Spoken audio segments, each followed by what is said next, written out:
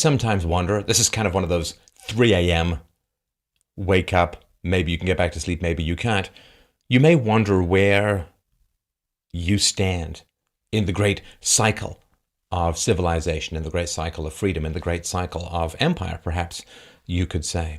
Because there's this cycle of history idea that is put forward, which is presented in general as if it is beyond our capacity to change. Opposing the historical cycle is like sending your troops in with swords to beat back the rising tide because you wish to thwart the will of Poseidon or something. And really nothing could be further from the truth. The cycle of history is open to alteration. It may not have been as much in the past, but certainly with the internet and these conversations now, the cycle of history is open to change. It is open to interruption. But first of all, you have to understand what the general cycle of history is for at least the West and Western civilizations. So the first question is the freedoms that we have in general, the separation of church and state, in general free speech, in general property rights, and a limited government that is theoretically itself, of course, supposed to be bound under the rule of law. Where did all of these come from? Well, in general, they come from philosophy and shortages, right? So if you look at something like the Renaissance, the Enlightenment, the Industrial Revolution, and so on, these began in many ways out of shortages. And the shortages that we're talking about come from a variety of factors in the late Dark Ages and early Middle Ages, to do with the endless wars of Muslim invasions and Muslim encroachment upon Christian territories, lands, and countries, followed by, of course, a plague that came in from the Middle East through trade ships on the with fleas on the backs of rats, the Black Death, the bubonic plague, and so on, which decimated a quarter, a third of the European population in many ways throughout the early Middle Ages. So you end up in this situation with a giant shortage of labor. Now, when you have a giant shortage of labor, then the remaining workers, the workers who haven't died, are in a stronger negotiating position, right? So the lords can't just trap and enslave everyone. There was a serf relationship. It was not a slave relationship in the Middle Ages. And so they have to bargain, and they have to give away certain rights or ease certain restrictions on the workers because there are so few workers, and they need to bargain for them. They need to make concessions. I mean, it's one thing to hire an extra. You can treat them like crap because they're just a face in the crowd. It's another thing to hire the star of the movie because that's somebody who's more prominent, more negotiating room, and so on. And so when you have a shortage of labor as a result of war, famine, plague, pestilence, you name it, then the remaining workers, the remaining citizens, have the capacity to negotiate for something better.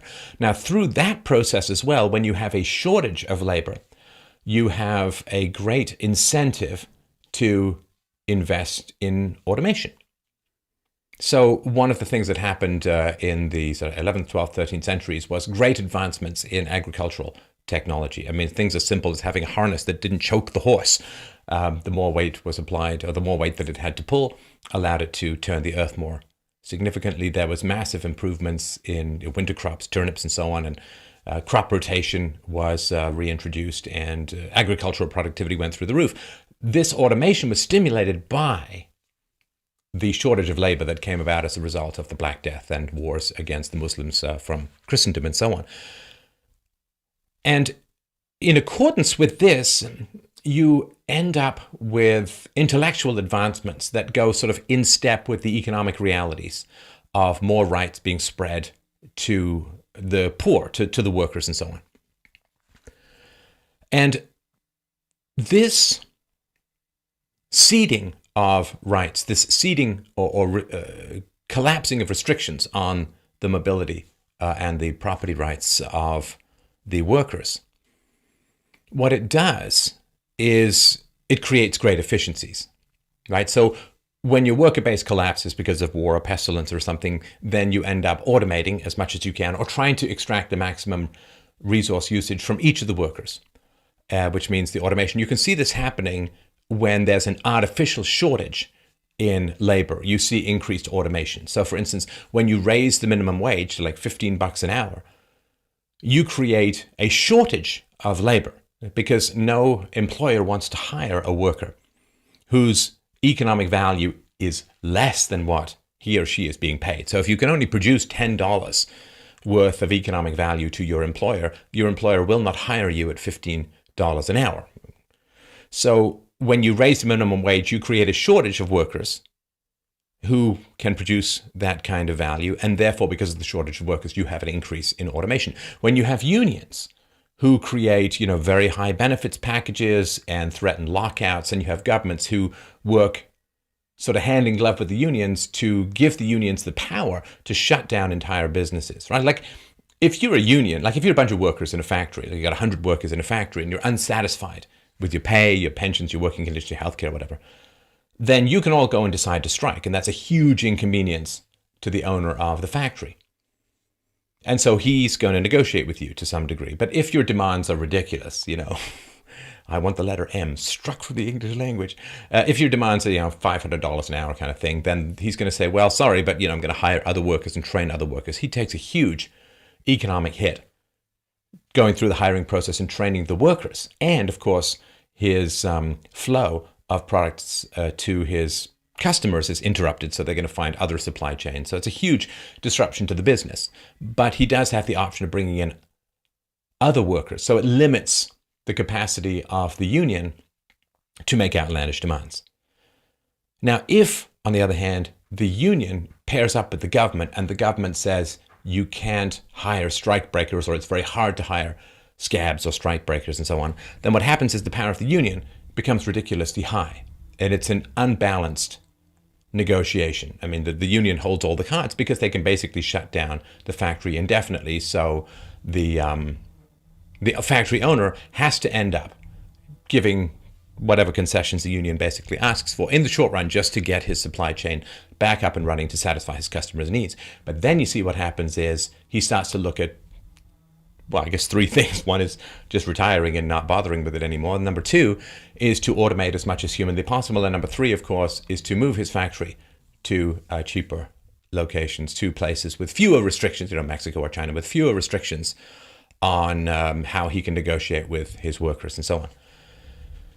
And so these restrictions on the supply of labor means that you want to start automating as much as possible. What that does is it fuels the need for research, for experimentation, and automation as much as possible. Now, with automation, what happens is you free up people to work in other areas, right? There's this old idea that automation destroys jobs, but it's nonsense. It's nonsense. It's like saying that cutting your lawn with a lawnmower rather than a pair of scissors destroys the jobs of the people who could cut your lawn with scissors. Now, automation doesn't destroy jobs. Automation frees up people to do other jobs and adds to the wealth of society. Like if you wanted to end unemployment tomorrow, all you would do is you would say, well, all automatic farm machinery is banned, and therefore everything has to be planted and harvested by hand, and you'd have full employment, but everybody would be broke and half the people would be starving because it would be such a reduction of efficiency. So what happens is when you get a shortage of labor, you get more rights for laborers and you get more automation. And what that means is then you have laborers who no longer are needed on the farm, so they have to go and find something else. So what happens is they generally will move to a city, and that creates an excess labor pool or a significant labor pool in the city, along with, of course, an increased desire for automation, an increased value for automating certain production processes. So then what happens is you've got a big pool of labor in the cities and a huge desire to automate, and therefore you get factories. Now, you can only have the excess of labor in the city if there's an excess of productivity in the countryside, because people in a city don't grow their own food. So you need excess food. In other words, you need more food than the farmers themselves are going to consume themselves, or the local, right? The village and so on. The doctor doesn't usually grow his own food, or the accountant or whatever. And so you end up with food being able to be shipped into the cities. Now, once you have cities, you have the pool of labor that you can use for factories and so on, and you begin to see a real growth in wealth. And you can see this throughout the 16th to 18th centuries was the agricultural revolution, really took off. 19th century, of course, the industrial revolution, which laid the basis for the huge progress in many ways of the 20th century, 21st century. And so this is sort of the cycle of how wealth begins to be generated. When you have excess labor, then you have the chance, of course, you have excess food and then you have excess labor, you have the chance for an intellectual class that is not simply composed of the clergy. Because, of course, in the past, if you were an intellectual, you would generally move into the clergy. You become a monk or you become a priest and so on. And tragically, of course, for the West, Catholicism, unlike Judaism, forbids, in a sense, the most intelligent members of society from having children, which is terrible, of course, because we know that intelligence is significantly, if not largely, genetic. And therefore, if you take the people who are able to learn multiple languages and figure out all of the complexities of Augustinian theology and so on, and then you say, well, you're not allowed to marry or have kids, then you're taking the most intelligent people out of the gene pool regularly. And the church did this in order to protect its own land holdings. It was a terrible thing. Unlike Judaism, in Judaism, the smartest guy, the rabbi, generally is considered to be the hot property, the Brad Pitt of the bearded set. And so he has lots of kids, and thus Jewish IQ cranked up about a third of a point per generation for the past 700-800 years, which is one of the main reasons why you have the standard deviation. Higher intelligence among Ashkenazi Jews as opposed to regular old Caucasians. Bland, vanilla Caucasians, I might add, although occasionally with a little bit of spots. So what happens is when you have the growth of cities, then you have the capacity for intellectuals, for factory owners and for merchants to gather enough wealth that their children can become well educated, but there's an option for them to be educated in something other than the clergy, other than theology. And so when you have the growth of cities, you also have the growth of conflict. And the conflict is generally contract-based, it's property rights-based, and so on. And you don't want to settle that kind of stuff with, duels and pistols at dawn and so on. And so you have a growing demand for secular law. And this, in the late Middle Ages, early Renaissance, provoked a great interest in Roman law, which had survived the Dark Ages and so on. And so the great demand for Roman law. And so you can make your money as a lawyer. You can make your, and to study law, to become a lawyer, you need to study rhetoric, you need to study sophistry, you need to study logic and argumentation and so on, which gives you a bent towards philosophy. Because once you have, again, shortage of labor, more automation, greater rights for laborers, which means that they have an incentive to produce more, right? Because if you're just a serf, you're bought and sold with the land, you have no particular incentive to produce well or more.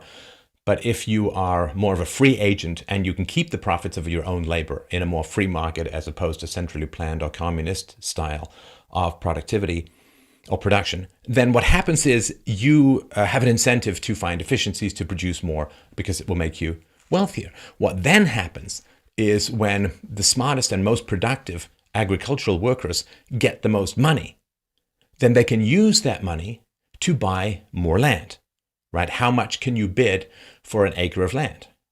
Well, if you can grow twice the wheat or the corn or whatever, then the other guy who's bidding, then you can afford to bid more for it because you're going to gain more economic value out of it, right? Like if you can make £100 a year from an acre and the other guy who's bidding can only make £50 a year, well, you're going to be able to bid significantly more for the land. And so in this way, through the free market, those who are most able to maximize the productivity of the land end up with the most land. And that causes their productivity to continue to increase. And they then displace other people, right? This is back to something I talked about a couple of months ago called the Pareto principle, which is the basic mathematical reality that has been proven again and again in a wide variety of fields. Basic mathematical reality that the square root of workers produce half the output, right? So if you've got a group of 9 workers, 3 are producing half the output. right? So this very, very important to understand. If you have 10,000 workers, like I think 100 are producing half the output and so on. And so in a more free market, which arises out of the labor shortage, and then the capacity to keep your own profits, more and more land accumulates under the management of those who are best able to maximize the productivity of that land, which again produces all of this amazing extra food, showers down on the cities, creates more opportunities for people to move to the cities, and creates enough wealth for a leisure class to emerge, or a middle class intellectual class. Like the purely intellectual classes, the highest levels of intellect, they don't generally add a huge amount to society in my experience. But what I would say is sort of the middle class pragmatic intellectuals, the lawyers and so on, they add a fair amount of value. They provide the theoretical framework for the freedoms that have grown out of shortage and automation and excess food production. I shouldn't say excess, additional or enhanced food production or something like that. So then what happens is you have the codification of conflict through, in the case of the West, through Roman law. Now, Roman law, of course, is about property rights and conflict resolution and contracts and so on. And what happens then is, as law becomes codified, the objectivity of the legislature begins to displace the whim of the aristocracy, right? I mean, aristocrats, almost by definition, have huge amounts of power and control over their land and over their serfs, when that was the major method of economic organization, sort of a localized tyrannical socialism. But when you start to get secular law coming in, and of course, in the clergy, the rules from the Pope on down, I mean, you can't really oppose them, and they're a mystery, and they speak in Latin, and the average person can't get in there and debate or negotiate with the rules that are. So you can't negotiate with the aristocracy, you can't really negotiate with the clergy. But when you get the growth of secular law in a city, then you start to get codified rules that are displacing the somewhat, if not largely, arbitrary wills of the aristocrats and the clergy. And so you start to get some predictability. You start to get some equality before the law. And because in the past, like prior to the agricultural revolution, what happened was, how did you get the most land? Well, you got the most land in general because you were willing to kill the most people for the king. I mean, I know this from direct ancestry that I've studied, but how did you end up with large tracts of land? Huge tracts of land. Well, you were a very good warrior for the king. You would smite his enemies. You would slice up the peasants who opposed him. You would go and put down a tax revolt. You'd go and kill some invaders. And then the king would in return award you tracts of land. And did it mean that you would be a very good manager and really enhance the productivity of those lands because you were really good at cutting people's heads off? Well, I don't know that, psycho killer is number one on the resume for most excellent farming positions. So when you started to get the profit motive and profit rewards started accruing to the most efficient stewards of the land, you began to see, you could call them the bourgeoisie. They were widely hated and derided in that sort of traditional class system, particularly in England. But you started to get talented and efficient farmers taking over the lands of the aristocracy. And again, this happened in my family within a couple of generations back. But, there are stories in the 18th and 19th centuries in particular of, these upstart bourgeoisie, you can see this in Downton Abbey too, these upstart bourgeoisie who are elbowing us aside and taking over our lands, and we can't make them pay, but they can make them pay in some mysterious, magical manner. And so when you get the growth of a more objective law, rather than the whim of the clergy and the aristocracy and the king, then things become more predictable. And because people can keep the proceeds of their own labor, the profits, they're not serfs, they're not slaves, they're free agents in a relatively free market. And the free market in the Middle Ages was highly restricted. There are stories that if there was a county fair and you were out there as a farmer trying to sell your goods, that if you could be prosecuted or driven out of the fair for sneezing, right? As somebody walks past your stall, right? Let's say you're selling yams or something, somebody walks past your stall, you sneeze, and then the person says, bless you, and then you enter into a conversation. And so sneezing was considered unfair competition. I mean, it was really, the medieval guilds were very, very restrictive. Like, think of sort of the modern trades, where you have to have this ridiculously lengthy apprenticeship to figure out how to do plumbing, electrical, and so on. Think of the modern trades on steroids, like just with crazy restrictions on and massively high barriers to entry, which again are fine. I mean, not good economically, the sort of the rent seeking of the economic actors who want to erect those barriers to entry to keep their own profits high. It diminishes when there's more automation and when there's shortages of labor. You know, if you need a couple of apprentices, if there are like 10 people trying to become your apprentice, where you can impose just about every standard you want. But if there's one apprentice and there's 3 guys who desperately need him, then he can negotiate for better terms. And that's a restriction on the barrier to entry, less apprenticeship time, and less being sort of kept from direct marketing to customers and having to work through and give your profits to the master who apprenticed you and so on. I mean, it just really opens up more of the free market.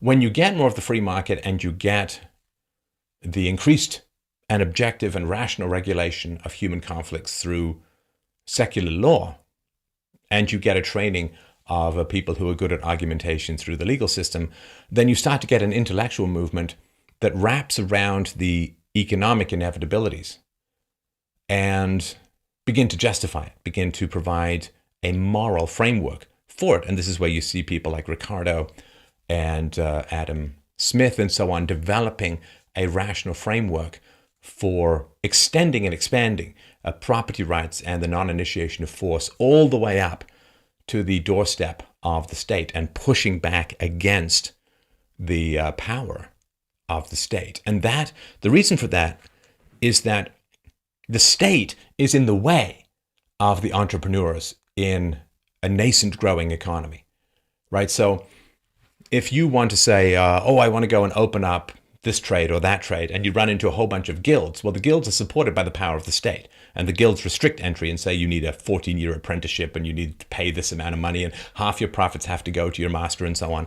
Well, if you want to just go go build houses or be a plumber or something, and all of this is in your way, you have a distaste for the state because the state is in the way. Now, the older people have a love for the state because the state is keeping other people from coming in and encroaching upon their profits. I mean, just think of back in the day, it's like late 19th, early 20th century in America, midwives and other practitioners would provide a lot of services that doctors did.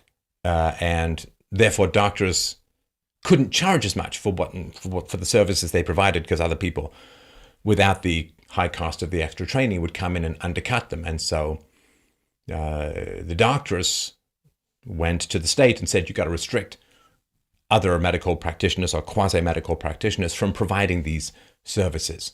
Like after the Second World War, doctors were again unhappy with how little money they were making. And so they went to Congress and said, well, give us the legal power to write prescriptions and no one else can. And then you have to go to the doctor to get you antibiotics. You can't just go to the druggist or the pharmacist and get them. You have to, all this sort of stuff.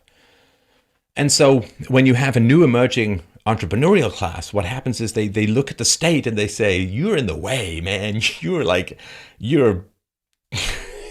this big, giant pile of bureaucratic sludge that's in our way. And you can see this. Like in America, 1/3 of people who work need a government license, need government permission for whatever it is they want to do. So if you want to go and start a business and you want to go be a plumber or an electrician or something, it's like, bleh, you run into all of this sludge, which is why there are so many advances in the computer field, in the software field, in the hardware field, because you don't need a government license to be a software programmer. You can do it in your basement from the age of, I guess, when I was like 12, when I first started really coding. So you can just go and do it, and you can go and sell your stuff. Why are so many people? Why are there so much variety in the App Store on iOS or on Android or Windows Phone? Because you don't need a big license from the government. You don't need to go through 7 years of training to develop an app. If you can develop an app and sell it, so much the better. It's the same thing with the alternative media. You don't need a license to talk your thoughts and make your arguments to the world.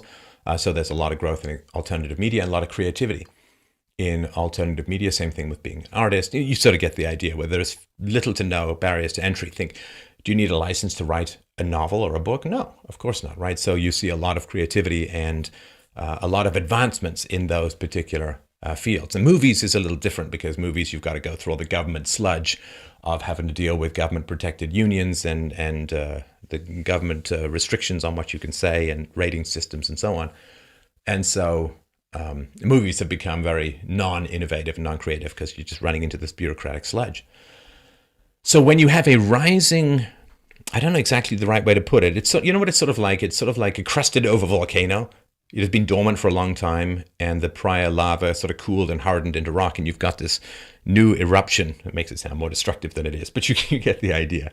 You're shaken and carbonated. And so when you have this rising tide of entrepreneurship, and you have this, top-down, sludgy, bureaucratic impediment to the ever increasing and ever expanding ambitions of the new bourgeoisie, of the new middle class, well, then the middle class turn to the intellectuals to help develop the mental weaponry to blast through this ceiling, to blast through this crusted over prehistoric lava of sludgy bureaucratic slowdowns, and just allow them to continue to ply their trade. And this is where you get the free market theoreticians who are trying to push back on the power of the state to allow the new class to emerge and to achieve the full scope of its potential ambition. And this you can see throughout the 18th and 19th centuries in particular, this pushback in a lot of countries, particularly in the Netherlands and in England, this pushback against the power of the state.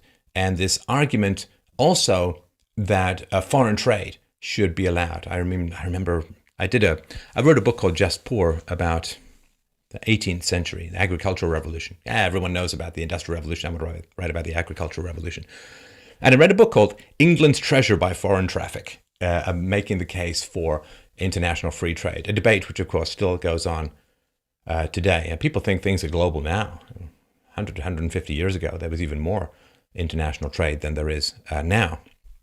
And people survived. And so what happens is the government gets sort of pushed back by this growing middle class and their intellectual sidekicks or weapons or whatever it is to push back against this privilege. And because there's a population, a bulge that is coming up of newly wealthy people, it's pushing back against some of the ancient regime, so to speak, right? The aristocracy and the clergy in particular. And that's because when you have power for a long time, you get lazy. Look at the new media versus the old media. The old media has had power for hundreds of years, and they've got kind of lazy. They've got kind of complacent. And so you've got this new hungry media personalities and outlets and channels coming forward who are, lean and mean and ready to push forward. And they're pushing back in a very aggressive way against some of the old media. And the old media is kind of befuddled, like the fighter past his prime with the young new lightning fist whippersnapper pummeling him through full of holes like Swiss cheese. And the same thing was happening economically and intellectually, even prior to the Industrial Revolution. So then what happens is the state gets smaller, free trade increases, property rights increase, and you get a huge explosion in wealth. Now, historically, this huge explosion in wealth, and you can look at, human productivity, GDP, world productivity from like 1000 BC to the present, and it's like flatlined, and then, it goes up enormously, dozens of times, scores of times, just over the past 150 years, 200 years or so. So you have this huge explosion in productivity. The middle class, the entrepreneurial class, the Pareto principle profiteers who benefit society as a whole, because those who can best use the resources gain access to the most resources. There's a huge multiplier effect. If I can produce 100 times more than you can produce, and sometimes that's where it goes, or even further. I mean, if you look at the difference between Brad Pitt's salary and an extra salary, it's thousands of times. Why? Because he's thousands of times more valuable. He's just one guy, 2 legs, 2 arms, and a giant incoming legal crater where his marriage used to be. But he is thousands and thousands of times more valuable than an extra. The extra is necessary, but interchangeable, Brad Pitt not being. So he's thousands of times more productive. This happens in the realm of code. This happens in the realm of food production. This happens in the realm of marketing. This happens, you name it. It happens in the realm of philosophy. You know, how many people have had thoughts about the world and how it works over the course of human history? Well, billions. How many philosophers can you name off the top of the hat? Maybe 10, maybe 20, right? So it is a tiny, tiny, tiny slice of humanity who provides by far the greatest advancements in the species. And forgetting that is one of the reasons why egalitarianism is so seductive, because we forget that almost all human progress is derived from a few thousand people. Literally, I'm not just kidding about that. That's not hyperbole. That is an actual fact, an actual reality that the vast majority of human progress comes from. Again, it's the Pareto principle, the square root, right? So that's pretty, it's thousands, maybe tens of thousands of people at the most, but I think it's in the thousands of people who've done the most to benefit humanity as a whole. And so as the government gets smaller, the free market expands, more and more resources end up accumulating in the hands of those who can maximize them. And they then, of course, get demonized as robber barons and so on. But what happens is you get an enormous amount of wealth in society. Now, once you get this enormous amount of wealth, you get inequality. Again, the IQ bell curve, that the very smartest people will often make the most money, and the very smartest people are very rare. Most people cluster around the middle. And the particular productive or creative genius tends to accumulate a huge amount of money. So with freedom comes inequality. You know, everyone in if you're in a concentration camp and you have an IQ of 150, I mean, it's probably even a worse situation for you than if you have an IQ of 80. Everybody's alike in misery, and nobody, you know, are you really going to be 10 times as productive or 100 times as productive in a concentration camp if you're just, you know, crawling along under the whips of the concentration camp guards? Well, no. So in a situation of slavery, in a situation of oppression, it doesn't matter how smart you are. In fact, you don't want to be smart, probably, because you could even more taste the bitterness of your lost potential. But in a state of freedom, right? So in a state of oppression, in a state of restriction, in a state of big government and little free market, there's not that much inequality. There's not that much disparity. But when you start to get freedom, then you start to get massive amounts of disparity in society. Now, the reasons for that are, again, very clear. IQ, bell curves, Pareto principle, just the general distribution of talents and abilities among the population. I mean, think of all the people you know who hum to themselves, or who sing in the shower, or who sing at karaoke, versus the number of people who can fill a stadium of 5,000 people, or I guess in Queen's case, 300,000 people in South America. So there's just this distribution. I mean, think of all the people you know I've written songs when I was younger. I was in a garage band for a little bit, and think of all the people who can write hit songs versus all the number of people who creatively hum to themselves, or even jot down a few bits of melody or snatches of lyrics and so on. It's just god-awfully rare to have the kind of talent that can accumulate you a huge amount of money. You know, in just about every field. You know, 95% of the money goes to like 5% of the people, and everyone else, well, they're just, you know, what do they call a drummer without a girlfriend?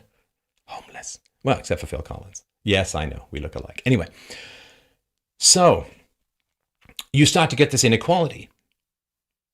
Now, this provides a great opportunity for people to crawl out of the woodwork, as the Marxists did in the 19th century, to crawl out of the woodwork and say, this inequality is unjust.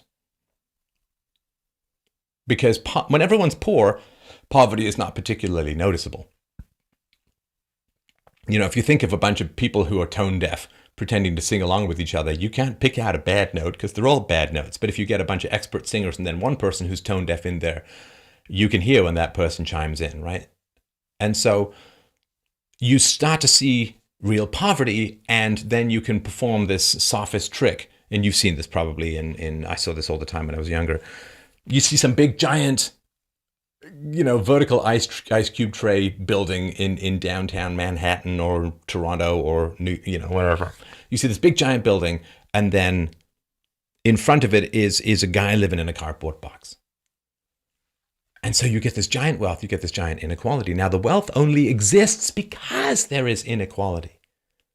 This is what people forget all the time. The wealth only exists because there is inequality. The reason we're so rich in a free market, or what's left of it now, the reason we're so rich in a free market, the reason there's so much money, so much wealth, so much productivity, is the free market allows those who are best able to maximize resource use to get a hold of the most resources. If you're the best guy at replanting trees, then you're going to be able to bid the most for the land that allows you to harvest the trees. If you are the best person at coming up with cool technology gadgets, then you're going to end up with significant control of a technology company. It's just the way it works. It's a sorting mechanism in the free market, and it's automatic, it's inevitable, it's driven by customer demand, market research, prior history, shareholders, investors, you name it. It just happens. You don't ever see ugly people in Victoria's Secret catalogs runways, right? I've looked long and hard, but the wealth only arises from the inequality. And then what happens is you do the sophist trick of contrasting the great wealth with the poor. And you can see this in 19th century wood carvings and so on. You see, the rich guy rolling past in his carriage and the little kid there with his cap starving and all that kind of stuff. And people say, oh, that's terrible. My feels. Let us end civilizations, because I would rather feel than think. And they say, wow, this is terrible. This is terrible. See, all we need to do, like you got the guy, you think of all the thousands of people who work in that giant building, just take a buck from each one of them. Just take a buck. Let's say there's 2,000 people work in that building. Take $1 from each of those people a month, give it to the poor guy. Bob's your uncle. He's got $2,000 a month. He doesn't have to live in a cardboard box. Everything's going to be fine. It's really, really tempting, because when you see that kind of inequality, we have an instinctual urge to try and smooth it out, right? To take from the peaks, put it in the valleys, or as Lear said in his Storm Scene, when he was insane, by the way, but it's the most compact definition of coercive redistribution for the greater good that I've heard of. He said that distribution should undo excess, and each man have enough. That distribution should undo excess. I mean, take money from the rich. Too much wealth. Use more than you need, right? As Napoleon said, no matter how wealthy you are, you can still really only eat one dinner a day. That distribution should undo excess and each man have enough. Now, the question is, who pushes back against that? Well, that's an interesting question. Because as I talked about, once you've had power and authority and liberty for a while, you get lazy. Of course you do. Of course you do. And so once the middle class, the entrepreneurs, have secured, wealth and so on, then they get kind of lazy and they don't defend the kind of freedoms. And also, see, once you have wealth and there's a state apparatus you can utilize to protect your wealth, you're going to get even lazier. And this is why the hostility of those whose attachment to state power is threatened, whether it's the military-industrial complex, the mainstream media, whether it is people on welfare, whether it is government unions or government workers and so on. When your attachment to the financial value of state power is threatened, well, you react as ferociously as somebody stealing all of your food in the beginning of a long, hard winter. I mean, you can't conceive how you could survive without this addictive state money, and therefore people who talk about shrinking the state, people who talk about expanding the free market and promoting voluntarism in human interactions rather than this point of a gun, statist, top-down, hierarchical prison camp of economic coercion, they are viewed as a predator on your source of income. And this is why people fight so ferociously against the shrinking of the state. So when you get freedom, you get these disparities, these inequalities, and emotionally we feel like, wouldn't it be nice if, this is not fair, and we put ourselves empathetically. I mean, the whole question of empathy I'll do another time, because empathy has a lot to do with the development and expansion of property rights, and particularly of freedom of speech. We all have in our hearts and our minds, deep down in our lizard gut innards, we all have speech that we would love to see scrubbed from the face of the world. Come on, I know it. Oh. And for me, it's the phrase, just saying. Controversial thing, just saying. So we all have something we like scrubbed from the human marketplace of ideas, but we say, well, I don't want people to have the power to limit free speech, because when that power is implemented, it may sooner or later be used against me. I mean, even, right, it's the old thing, I hate what you say, but I would defend to the death your right to say it, and so on.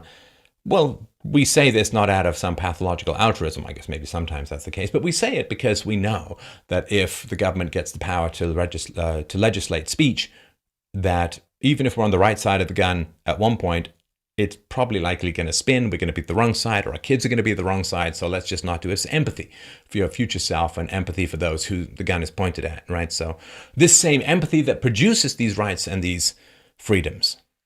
You know, I am going to submit myself to the courts because I don't want a society where we go back to dueling at dawn and people getting shot and bleeding out as the sun rises, right? And so this kind of empathy that produces equality before the law, this kind of empathy that produces more universal property rights and human rights and freedom of speech and so on, freedom of conscience, right? You could say, because after Europe had been racked by hundreds of years of religious warfare, people finally got the message and said, if we allow the government to have an official religion that it imposes upon other people, then every religion is going to continually be trying to grab that gun of the state, impose their religion on everyone else, and ban all of the other religions. And so they said, okay, we have to separate church and state. So I would love for my religion to be the dominant religion and everyone to follow it, but I'm not willing to give the government the power to impose religion, because some other religion may come along and use the power of the state to impose their religion upon me. Can you imagine that ever happening in the West? Well, increasingly, kind of. So it's part of this empathy. It's the empathy to say, in your mind and in your heart, to say, I want the government to do this. I want the government to get rid of speech I don't like. I want the government to get rid of religions I don't like, and so on. Well, if my worst enemy had that power and it was pointed at me, how would I feel? And so this is when you universalize. But that same empathy that arises out of better child raising and so on, that same empathy is also very susceptible to this cardboard box guy living in front of the giant tower situation. Oh, the poor people, they're poor, they're sad. Let's take a little money from here, give it to there, and so on. But it's also, I mean, it's empathy with kind of selfishness as well, because you want the problem of poverty to go away because it makes you feel bad. It feels bad, man. Poverty, I'm crying. But at the same time, you don't want to get involved with the poor because, you know, they can be loud, they can be smelly, they can be crazy a lot of times, right? And they can be manipulative, right? Because if you want to feel sorry for the poor, that's fine. And so, there are certainly poor people to be sorry for. But I grew up in poverty, and a lot of those people were just jerks. They were just mean, they were selfish, they were dysfunctional, they didn't address their issues, they had weird addictions that they didn't want to confront, and they had the Dunning-Kruger effect of just like not knowing a goddamn thing in the universe, but thinking they knew everything there was to know. And so this sort of arrogance that comes from stupidity was all over the place. And so when you look at the cardboard box guy in front of the giant, oh, let's take the money, give it to him. But you don't want to get involved. Because when you get involved, you realize that a lot of times the poor are poor because they're just making bad decisions. And giving them money without asking them to make better decisions is only enabling their poverty and inflicting their bad decisions in an intergenerational cycle upon their kids, right? As if you pay the parents for bad decisions, then the kids grow up seeing those bad decisions amplified and rewarded, and therefore are more likely to go down that same slippery, slidey, chilliwack hole into making those bad decisions because society has greased it with incentives, right? Kids out of wedlock and whatever, right? Don't work and so on. You know, like half the Turks in Germany don't have jobs and not really interested in looking for them. It's because of the welfare state, right? So you end up with this giant wealth, this giant disparity, and an empathy that is kind of shallow and selfish. I know empathetic selfishness, you understand? I'm sorry for the poor, I want the poor to go away, but I don't want to get involved. I don't want to go over and try and help them directly because that's kind of messy and difficult and is going to challenge the sentimentality of my bottomless empathy and sympathy for the poor. And so, because you want to help the poor, but you don't want to get involved in the poor, you're susceptible to the state coming along and saying, oh, don't worry. You're troubled by the poor? I get it. We all are. We're going to take that burden away from you. We're going to we're going to take that burden away from you. We're going to suppress IQ differences. We're going to suppress a bell curve. We're certainly going to suppress racial IQ differences as an explanation as to different outcomes among ethnicities. We're going to take that burden away from you. And for instance, if you're concerned that the poor don't get a good education, don't worry. We'll educate the poor, just give us money and so on. So you understand the provoking of sentimental sorrow over disparities in economic outcomes in particular, alongside with so provoking all of these problems. And this is why you saw in the 19th century a lot of this person's rich, this person's poor, something's wrong with this. Well, this came from the state and statist intellectuals who wanted to provoke a sense of guilt. Right? Guilt is very, very powerful when it comes to controlling a population, at least a Western or a white population. And so the state will say, oh, these disparities are terrible, and just give us money, we'll take care of it. We'll make it all better. We got a welfare state, we got public education, we're all going to be better. So the wealth creates the disparity, which provokes the guilt and anxiety. And what happens is, if you go to somebody living on $10 a day and you want to tax them at 50% or 25%, they're going to push back pretty hard because that's a significant portion of their income.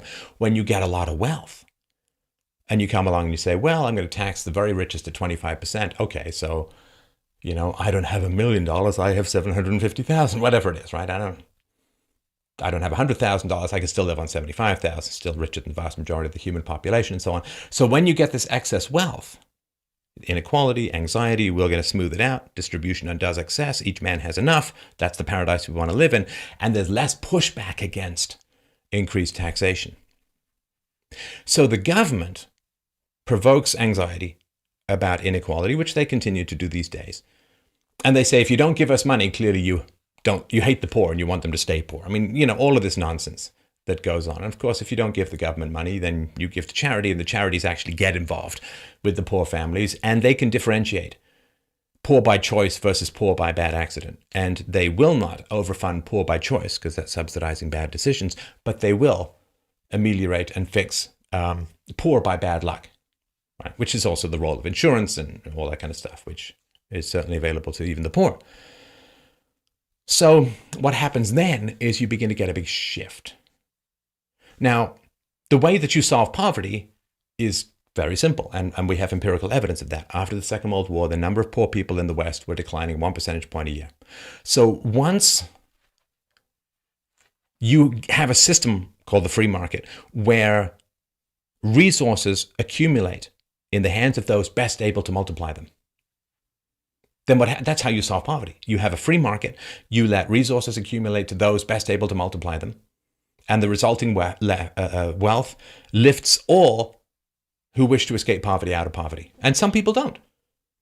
Some people are masochistic. Some people want to write the great novel and therefore are willing to sit in a garret, Raskolnikov style, and earn very little for 5 years or 3 years. Some people want to be monks. Some people want to backpack around the world and work at car washes. They're poor, but they're poor because they're making particular choices, particular life decisions. And I'm not going to, are they wrong? It's their life. I'm not such a busybody that I'm going to start policing everybody else's life and tell them exactly how they have to live and what they have to do. If you want to choose, I've done that before. I quit a ridiculously well-paid gig. I was offered, I think I mentioned this on the show before, I was offered $150,000 for 3 days work a week in the software field. And I said no, because I want to work on a novel. And I wrote this novel called The God of Atheists, which you should check out at freedomainradio.com/free. But was I poor? Sure. Zero income for a year and a half. But I was not poor. I was making a choice. So no, any charity, if I say, oh, I'm poor at charity, you got offered this crazy high-paid job and so on. This is back when $150,000, that was real money. But no, that was poor by choice. That was me bleeding off my savings. I'm poor by choice. That's what I wanted to do. So what happens then is that the government is faced with a dilemma, because they say, we'll take care of poverty for you, but we're going to need to raise your taxes. And so what happens is, people want their anxiety to go away without paying for it right away, right? I mean, they don't, right? Because then they just get another anxiety, which is, well, now I'm poorer. So if people said, we want the government to redistribute money and end poverty, and the government said, okay, fine. Well, there are already charities doing it right now and doing a good job with only 5% of your income, but we're going to need 15% of your income. Right, so 3 times the cost of charity for the government to take it over. So like you vote for it, and the guy says, I will take care of poverty, I will redistribute this amount of money, but I'm going to have to raise all of your taxes 15%. Well, then people will say, ooh, that's, well, now I have a rational cost-benefit analysis. I can give 5% of my money to charity, and charity does a pretty good job, or I can give 15% of my money to the government and see if the government does a better job. So government doesn't want you to make that calculation because you'll probably drift more towards charity than towards the state. So the government has the problem of wanting to sell you alleviation for the anxiety of inequality economically, but they don't want to give you the bill right away. And so very quickly after government started doing a lot of welfare in the 19th century, and particularly after governments took over the educational system, you saw that governments wanted central banking.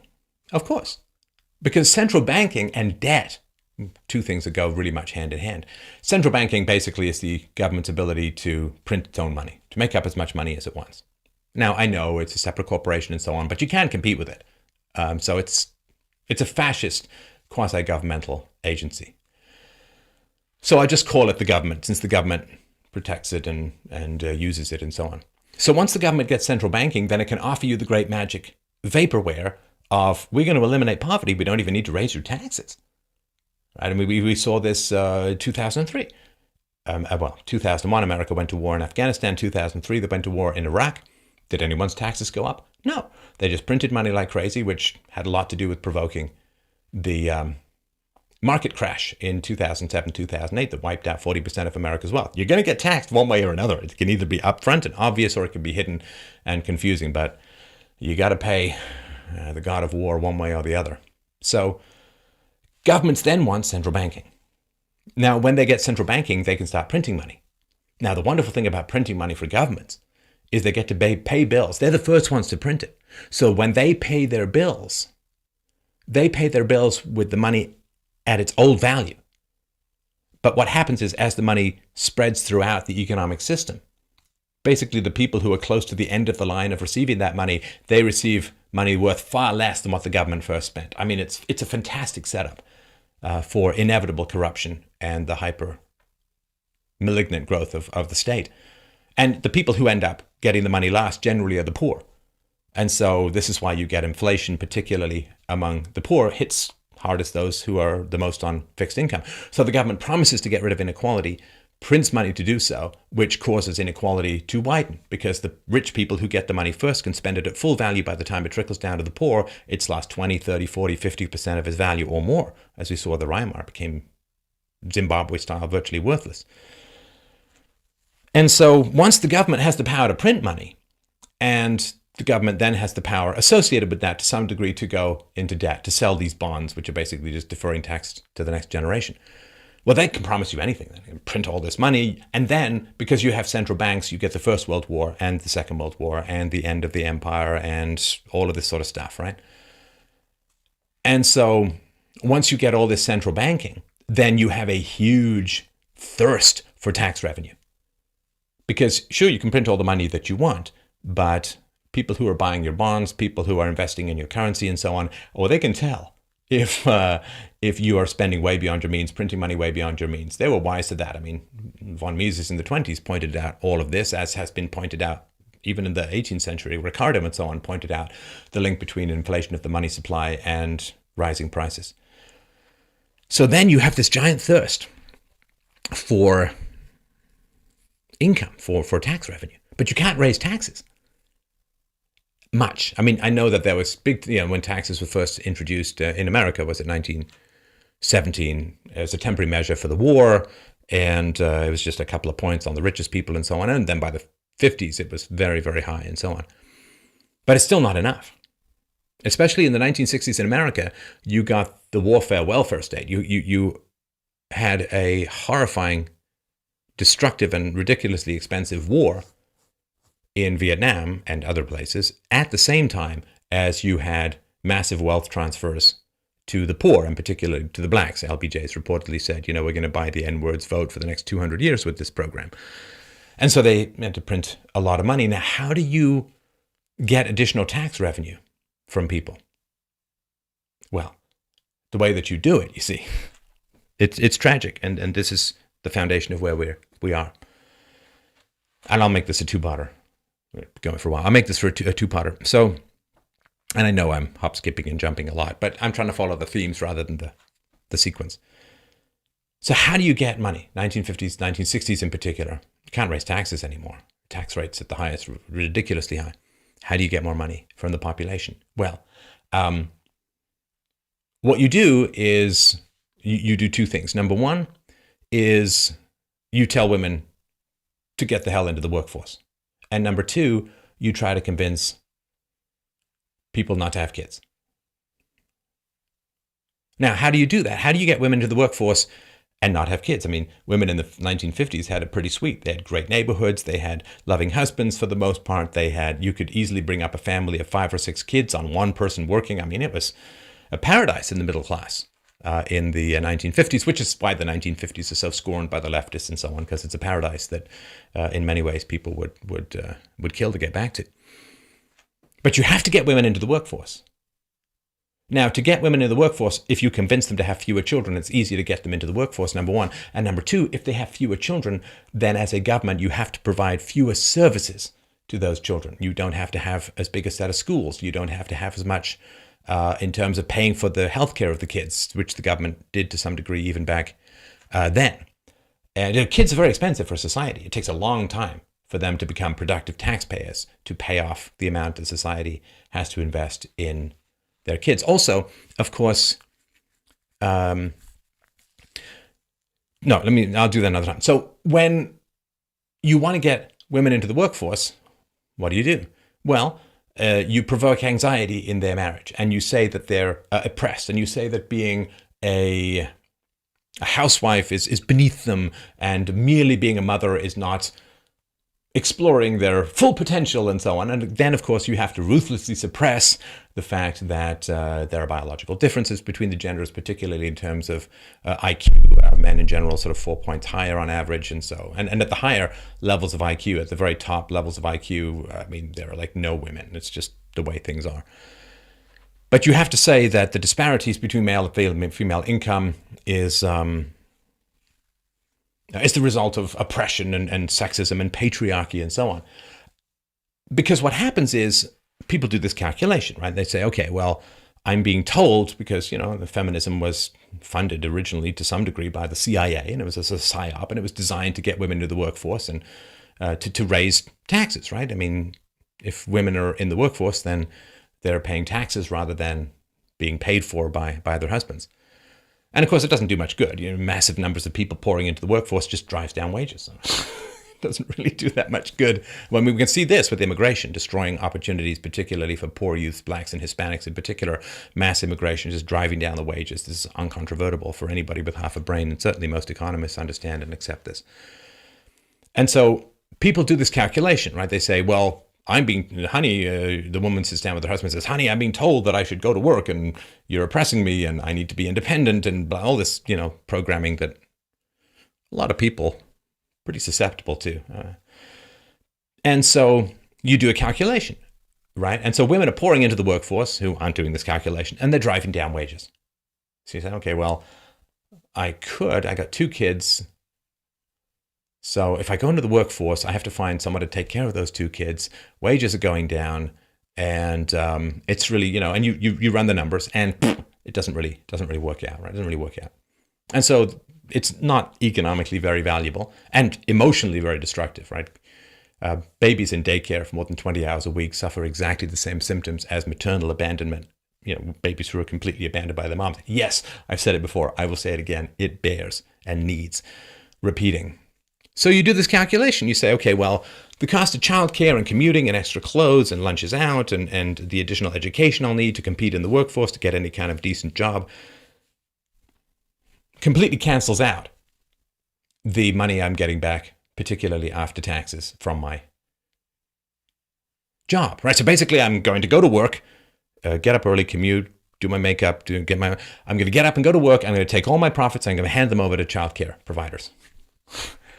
So basically, instead of being home, spending time with my kids and enjoying being a mom, I'm out there, busting my boobs, trying to get a paycheck, which I'm then handing over to childcare providers. What's the point? And my wages will probably go down next year as more and more women pour into the workforce. So just bringing women into the workforce is tough. So you have to convince women that having babies is bad. And once you convince women that having babies is bad, then it's easy to keep them in the workforce, right? And the problem is, of course, that most women want to have babies. And when you have babies, if you want to be a decent mom and breastfeed for the recommended 18 months or so, you're kind of useless as tits on a bull in the marketplace because you're tired, because you're up all night, because you're breastfeeding, you've got mommy brain, right? This is foggy thing that happens with moms, which is important to remember. So, if you have the choice, if you're an employer looking to hire someone, and you have the choice between a young man and a young woman, well, you're going to choose the young man, not because you're sexist, but because you're a realist, because the young man is not going to get pregnant. He's not going to be disabled by pregnancy and childbirth. He's not going to have to breastfeed. He's not going to be able to breastfeed and so on. So given these basic choices, then you're going to choose the man. But then what happens is the government, in order to, again, lure more women into the marketplace, says, well, that's sexism. There's a wage gap. And of course, this is still going on. There's no wage gap. There's no wage gap at all. It's ridiculous, right? Women who've been in the workplace for the same amount of time as men actually earn slightly more than men if they're the same age. So there's no wage gap. There is a productivity gap between men and women, right? Men have two surges in income, one when they get married, another when they have kids. They work harder, the provider, that's our genes kick in, and we're out there hustling and getting as much caribou on the hood of the car as we can drive back to the cave. And so then what you have to do is you have to create this myth of the wage gap, and then what you have to do is pass legislation to artificially raise the wages of women to make it worth their while, so to speak, to go out and go to work. And then you have to get subsidized daycare and all of this kind of stuff. That you have to pass all these laws to artificially raise the economic value of women to make it worth them going out into the workforce.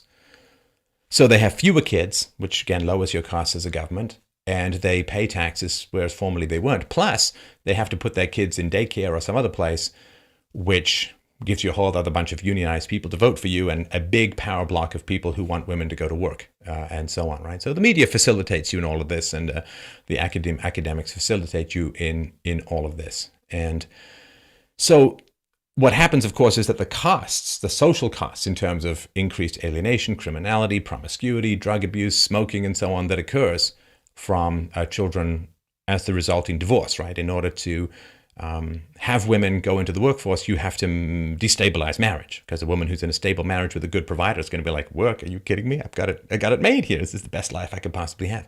So you have to inculcate and instill in women a fear of masculinity, a fear that somehow being dependent on a man is bad. Well, first of all, why? And the man's dependent on the woman to raise his kids properly, so everyone's dependent. It's reality, right? But you have to convince women that men are bad, and you have to poison women's minds against.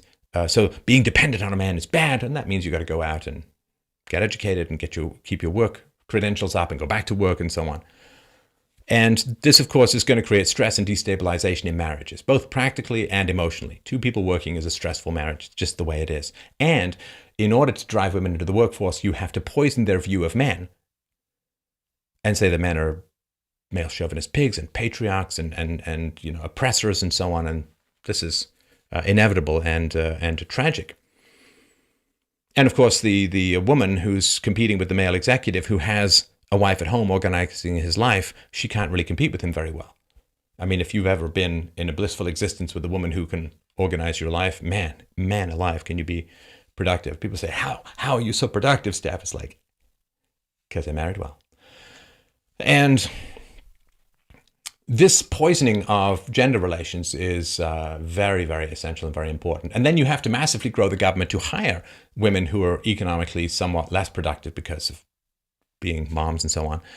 So you end up with a big, giant state. And the destabilization of marriage produces dysfunctional children down the road, but that's after, the politicians have long retired and, the next generation gets to inhabit all of these issues. Now, the last thing I wanted to mention, which with regards to immigration, is that the great danger of the free market is it reduces the need for people to have a state, right? If people are raised well and taught how to think, and they're rational, and this is not a high IQ thing, you can be not so smart and still very rational if you're raised well with the right kind of examples and educated well. And so the great problem of the free market is the free market, by making people wealthier, by making it more productive to work than to be dependent on welfare and so on, it reduces the need for the state. It reduces the need for the state. Like if people have really good understandings of other people's personalities, if people are very good at figuring out who's trustworthy or untrustworthy, you don't even need the court system that much, because people just won't go into business with people who are untrustworthy, and they'll get a good sense and a good instinct for it, which is why there's so much cloudiness about all of this. And of course, the mystery untrustworthy person is also the excuse that's used by single moms. Where's the dad? Oh, he was just fine and perfect, and then poof, he became a monster. You have to cloud people's judgment of character and personality, which used to be, and I think still is unconsciously, a highly attuned human trait. We're very, very good at sussing out who's trustworthy and who's not. But if people are raised well and they're rational and there's a good deal of wealth and opportunity in society, what do you need the state for? There are very few criminals because people are raised well, and it's so much more productive to work than it is to steal that, it's like in Japan at the moment. The police are literally inventing things for themselves to do because crime is so low. Maybe if they took some more refugees. What did they take? 40, 25 last year? Can't remember. Anyway, so the state always wants to create its reason for being, its raison d'etre, right? The state always wants to create its reason for being. And if people are happy and productive and wealthy and generous and kind and sophisticated and negotiate well with each other, then the state feels left out. Well, people will find it harder to justify the state. So when people become more functional, they need the state less. And so the importation of dysfunctional people, again, provokes the need for the state, because those dysfunctional people are going to be conflict-ridden. They're going to be more prone to violence. They're going to be more prone to criminality than the general population. Statistically, they're going to be destabilizing and so on. And so you bring a bunch of immigrants in, and this provokes a lot of conflict. And because the state is now running towards the end of its capacity to extend and pretend, we have a big, giant issue.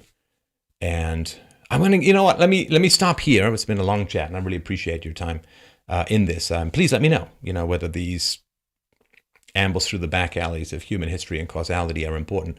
But this is where we stand. We stand on the precipice, being pushed forward in a sense by an inexorable glacier of historically terrible decisions to cede the power of controlling property and persons to the state, to allow for the creation of a central bank of fiat currency, of print at will, type whatever you want into your own bank account, toilet paper, asswipe, nonsense, pretend money. And of course, the government has created tens and tens of trillions of dollars just in America. It's hundreds around the West as a whole of unfunded liabilities. Now, what does the government do when it has made far more promises than it can possibly pay for? What does it do? Well, historically, normally what it does is it goes to war. It goes to war to kill off dependent sections of the population, and also to create a mental environment where people are willing to accept sacrifices that they would not accept in peacetime. War is the solution to debt. War is the solution for unfunded liabilities. War is the solution for promises made that cannot be kept. But war can't happen anymore because the Western powers are nuclear armed, so you can't have war anymore. You can have threats of war and so on, like Russia and so on, but you can't have war anymore. So what do you do?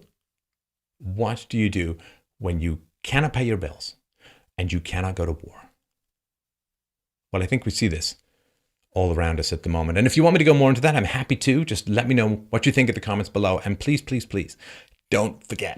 Oh, I'm begging you, please don't forget to go to freedomainradio.com/donate to help out the show, to help me, in fact, bring more of these arguments and these insights to a very thirsty and hungry world for this kind of information, for these kinds of facts, for this kind of analysis, this kind of clarity. freedomainradio.com/donate. Thanks everyone so much. I look forward to your feedback.